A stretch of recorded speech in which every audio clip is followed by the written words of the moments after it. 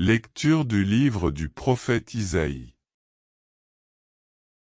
Mon serviteur réussira, dit le Seigneur, il montera, il s'élèvera, il sera exalté. La multitude avait été consternée en le voyant, car il était si défiguré qu'il ne ressemblait plus à un homme, il n'avait plus l'apparence d'un fils d'homme. Il étonnera de même une multitude de nations.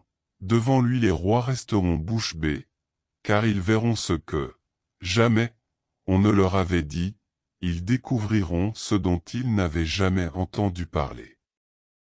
Qui aurait cru ce que nous avons entendu? Le bras puissant du Seigneur, à qui s'est-il révélé? Devant lui, le serviteur a poussé comme une plante chétive, une racine dans une terre aride. Il était sans apparence ni beauté qui attire nos regards, son aspect n'avait rien pour nous plaire. Méprisé, abandonné des hommes, homme de douleur, familier de la souffrance, il était pareil à celui devant qui on se voile la face, et nous l'avons méprisé, compté pour rien. En fait, c'étaient nos souffrances qu'il portait, nos douleurs dont il était chargé. Et nous pensions qu'il était frappé, meurtri par Dieu, humilié. Or, c'est à cause de nos révoltes qu'il a été transpercé, à cause de nos fautes qu'il a été broyé. Le châtiment qui nous donne la paix a pesé sur lui, par ses blessures, nous sommes guéris.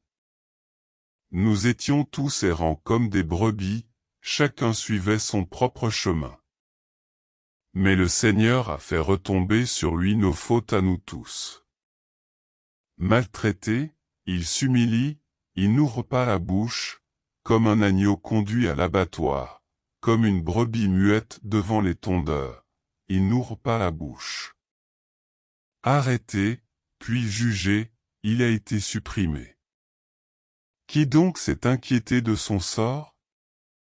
Il a été retranché de la terre des vivants, frappé à mort pour les révoltes de son peuple.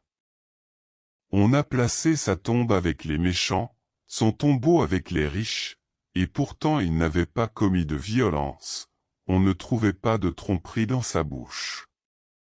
Broyé par la souffrance, il a plu au Seigneur.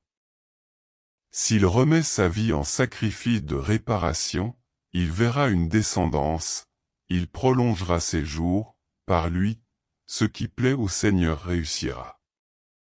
Par suite de ses tourments, il verra la lumière, la connaissance le comblera. Le juste, mon serviteur, justifiera les multitudes, il se chargera de leurs fautes. C'est pourquoi, parmi les grands, je lui donnerai sa part, avec les puissants il partagera le butin, car il s'est dépouillé lui-même jusqu'à la mort, et il a été compté avec les pécheurs, alors qu'il portait le péché des multitudes et qu'il intercédait pour les pécheurs. Parole du Seigneur.